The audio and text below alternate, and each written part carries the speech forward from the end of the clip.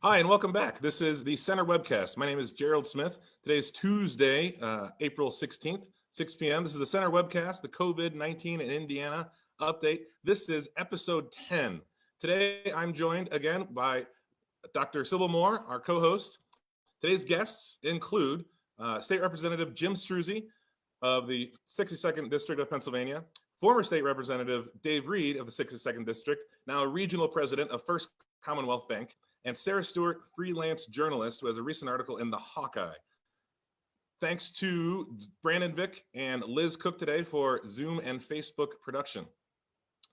The mission of the Center for Community Growth is to lead individuals and organizations in and around Indiana County, advancing social, racial, gender, LGBTQIA, economic, and environmental justice.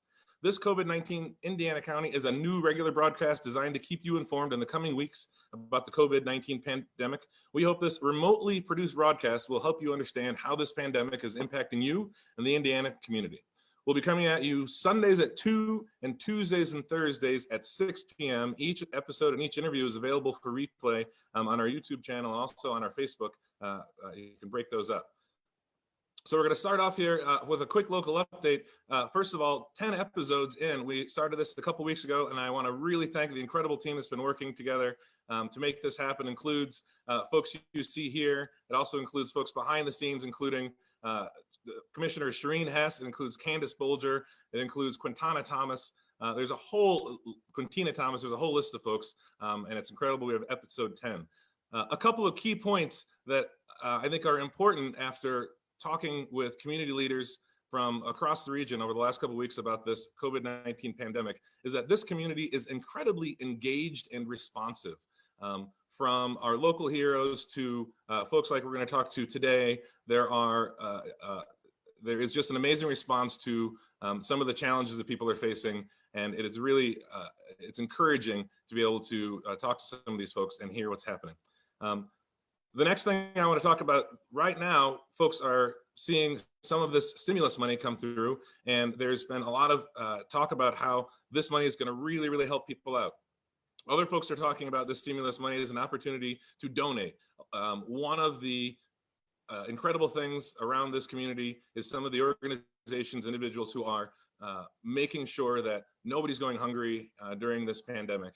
And so some key places, if you are interested in donating money for helping out locally here, folks who are suffering from this pandemic, here's three places I'd like to talk about, then two other resources. The first is the Chevy Chase Community Center. We've had them on a couple of times. I think Brandon's going to share that real quick. There is a link there. Please go to it. Please donate. They're serving out lunches every single day, Monday through Friday, and they're even doing a Saturday this week. So it's a fantastic place where your money can go and directly help folks who are food insecure.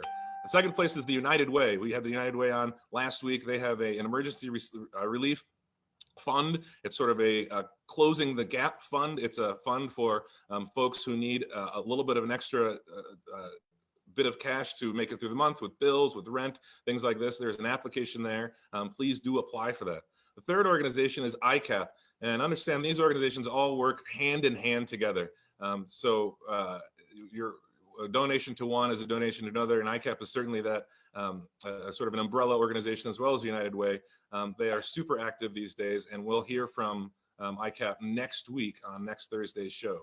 The final two things that I wanted to bring up are two Facebook pages, Facebook groups that have popped up over the last couple of weeks and have a significant amount of energy behind them. And the first is the COVID-19 Avengers, who are organizing schools and individuals who have 3D printers in their homes or in their organizations and are 3D printing face shields, and delivering those to IRMC to make sure that our healthcare workers on the front lines have the right kind of protection.